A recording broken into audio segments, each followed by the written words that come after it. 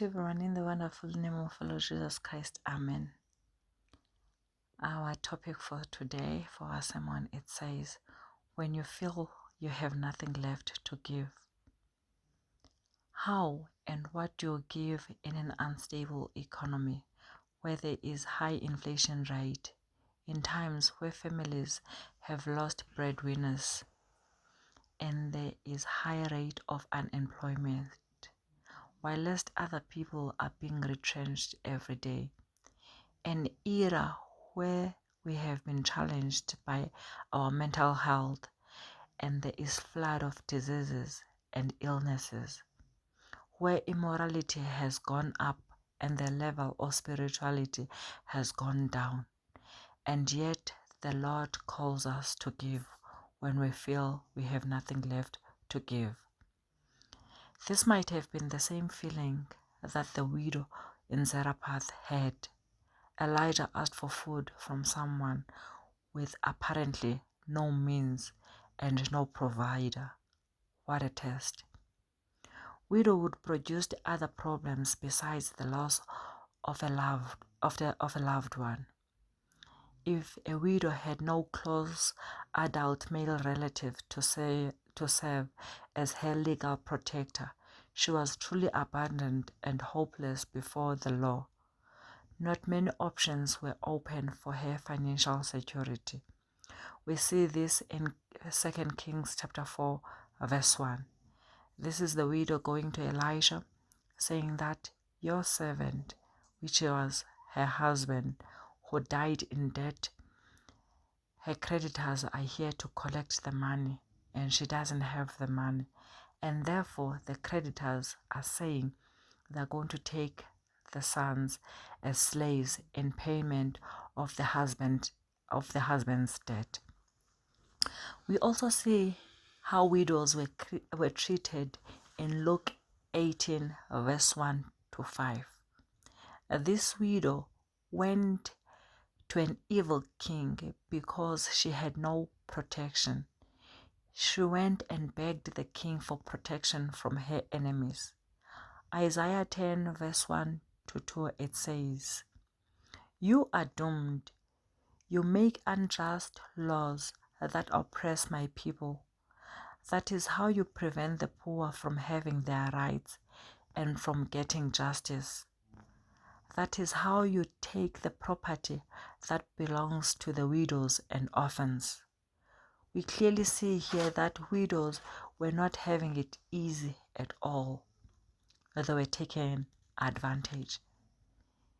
In a time of severe famine and drought, where the harvest produced no crops, Elijah had guts and the audacity to ask for food from a widow in Zarephath who had just her last meal for her and her son. It surprises me when Elijah asked for water in a time of no rain for more than 2 years. It was another level of him to ask for food. Nevertheless, the widow answered him, explaining what she had and her situation and her hopeless future. We can clearly see this in 1 Kings chapter 17, verse 12. She says, "I have nothing.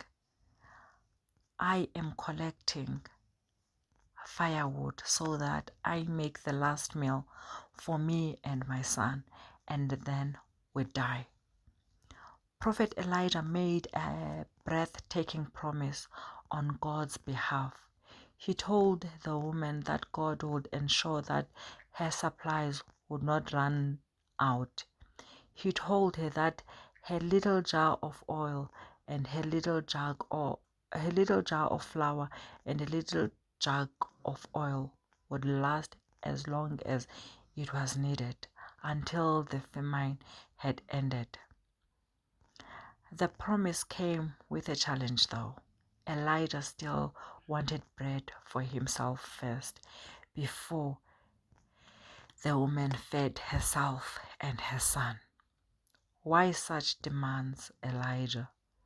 The widow was not rich and she was not even an Israelite for that matter. For whatsoever reason, the widow trusted God and his prophet enough to take the step of faith. She went away and did as Elijah had asked her. We see this in 1 Kings chapter 17, verse 13 to 15. Faith is an essential ingredient of prayer, and prayer is able to transform when it is transfused with such a faith demonstrated by this widow in Zarephath. So often, we're in difficult situations, we become weary, we close in, reluctant to share the little that we have with others. Whether it is money, space, time, light, or knowledge, or even our emotions, we reason, I have hardly any left for myself. I can't afford to share. Sister White has got this to say, and to all in the time of trial and want, give sympathy and assistance to others more needy. God has promised great blessing. He has not changed.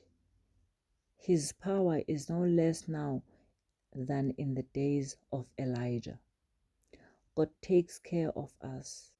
We get this in Prophets and Kings, page 131, paragraph 5.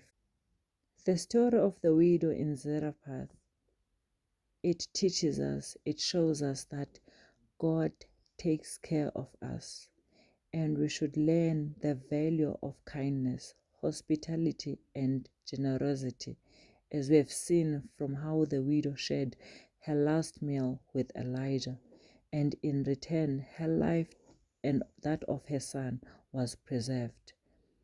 When you feel you have nothing left to give, God calls you to take a step of faith and give anyway, and faithful is He who has promised.